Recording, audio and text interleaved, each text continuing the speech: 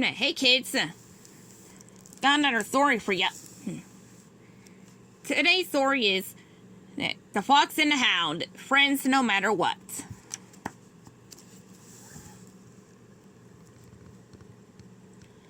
One day, an old woman named Widow Tweed discovered an orphaned fox in her farmyard. She tried to pick him up by the scruff of his neck, but he was nimble and quick. "Oh, my," she cried. "You're a feisty little rascal, aren't you?" Widow Tweed decided that she couldn't just leave the baby fox all by himself. So she took him into her house and fed him from a bottle. "You're such a little toddler," she marveled. "Now say, that's what I'm going to call you. Todd." So Todd happily became part of Widow Tweed's life, and she was glad to have someone to keep her company. Unfortunately, the fox had a habit of getting into mischief, for he was very curious and loved exploring the farm.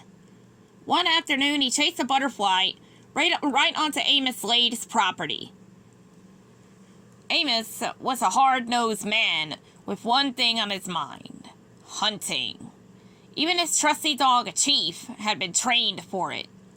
Amos had just brought home a new puppy named Copper. It was Chief's duty to look after the pup. Copper smelled something peculiar in the yard. He wondered what it could be. "Hey there, Copper," said Chief. "What are you sniffing at?" "Something I never smelled before, Chief," replied the pup. But he was determined to find out what the smell was. "The master isn't going to like you wandering off," warned the Chief. "I won't get lost," Copper reassured him. "I can smell my way back."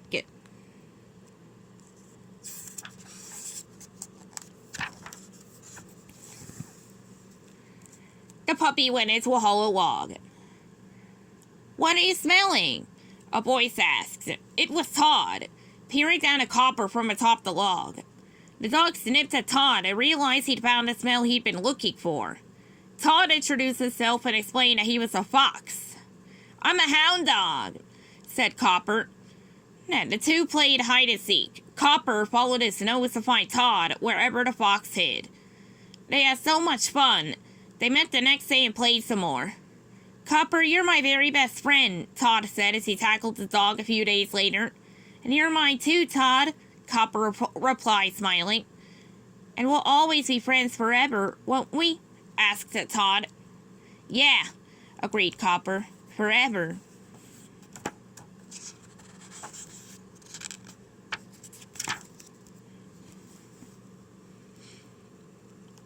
However, Amos Slade had other plans for Copper. Plans that involved hunting. Amos was furious that the pup kept wandering off. He wanted a dog that would obey him. So when Copper returned, Amos tied the hound to his doghouse. The next day, Todd waited for Copper, but he never showed up. The fox went looking for his friend. "Hey, Copper, why didn't you—" "Golly, you're all tied up," Todd exclaimed. He felt terrible. "We can play around here," Todd suggested. Curiously, the fox walked up to Chief, who was sleeping in his barrel. "Oh, don't go in there. Let's see," Copper warned quietly. "He could get awful cranky." "Gee, is he ever big?" Todd exclaimed. Even in his sleep, Chief knew the scent of a fox. "Grrr, ruff!" barked the Chief. He was awake. Frightened, Todd started to run away. Amos came out with his rifle and fired. Bang! Bang! Luckily, Widow Tweed was driving by. Todd jumped on the back of her truck. Amos was mad as thunder. He went to Widow Tweed's house. "If I ever catch that fox on my property again, I'll blast him," he yelled. "And next time, I won't miss."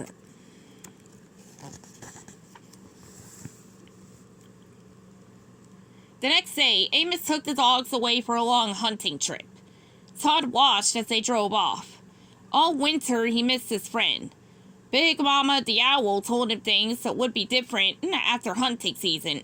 She explained that dogs and foxes were meant to be enemies, but Todd was so positive it would make no difference that he was a fox. Copper was his best friend no matter what. The night Copper returned, Todd crept quietly over to visit his old friend. They had both grown a lot and looked quite different. It's good to see you, Todd, but you shouldn't be here, warned Copper. You're going to get us both into a lot of trouble. Look, I just wanted to see you, the fox explained. We're still friends, aren't we? Those days are over, said Copper. I'm a hunting dog now. Todd couldn't believe what he was hearing. How could his friend have forgotten all the great times they had shared?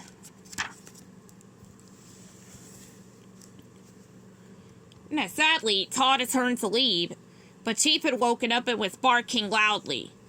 Amos ran onto the porch with his rifle. It's that fox again! After him, boys! Yelled the hunter. Todd ran for his life as Copper and Chief chased him. When Copper finally cornered the fox, he suddenly had second thoughts. Todd, I don't want to see you get killed, he said. I'll let you go this one time. True to his word, when Amos caught up to Copper, the hound led the hunter in the wrong direction. Todd was relieved and overjoyed. Copper still cared about him. Unfortunately, Chief did not. The big dog had caught sight of the fox. He chased him onto a bridge, but a train was coming. They were trapped. Thinking quickly, Todd lay between the rails. The train had passed over him, but Chief was too slow. The train hit him, and he fell into the river below.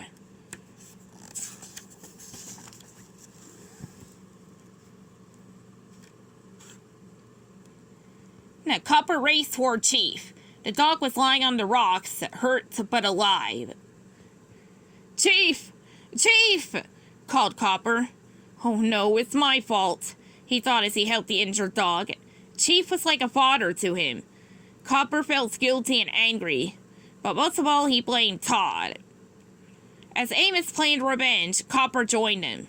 Copper looked up at the fox on the tracks and growled. Todd, if it's the last thing I do, I'll get you for this, he vowed. Everything had changed. That night, the fox and the hound went their separate ways. Widow Tweed decided that the safest place for Todd would be a game preserve, where there was no hunting. She would miss Todd terribly, but at least he'd be far from being Slade and his rifle. Todd didn't like the forest preserve. It was big and scary, and he was lonely. Luckily, Big Mama the Owl knew another fox who lived there. She was named Vixie. Todd had never seen anyone so beautiful. I just know you're going to love the forest, Vixie told him. Let me show you around. Todd agreed, thrilled to have made a new friend.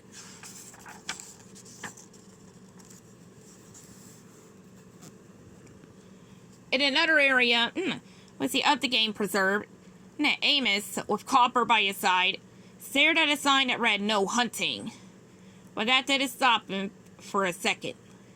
As soon as Copper picked up Todd's scent, Amos set out some traps. Before long, Todd had stepped in one, barely missing his snapping jaws. Todd and Vixie ran away quickly. Panting, Todd looked behind him and saw Amos and Copper face to face with a giant bear. Todd watched as the hound tried to protect Amos by jumping on the bear and grabbing his neck with his teeth. But the bear swatted Copper with his huge paw. Todd couldn't abandon his old friend. He jumped on the bear's back, biting his ears. The bear roared with pain, threw the fox off, and then followed Todd onto a log bridge. But the bear's weight caused the log to break, and Todd and the bear tumbled down toward a waterfall below.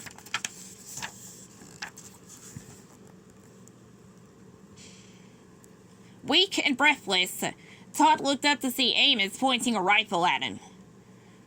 Todd, Copper called out to his old friend. The fox had barely looked up. Then Copper bravely stood over Todd. The dog's eyes pleaded with Amos. Finally, the hunter lowered his rifle. Oh well, come on, boy, said Amos. Let's go home. Before he left, Copper turned back to look at Todd one last time. They knew they'd always be friends. no matter what. The end.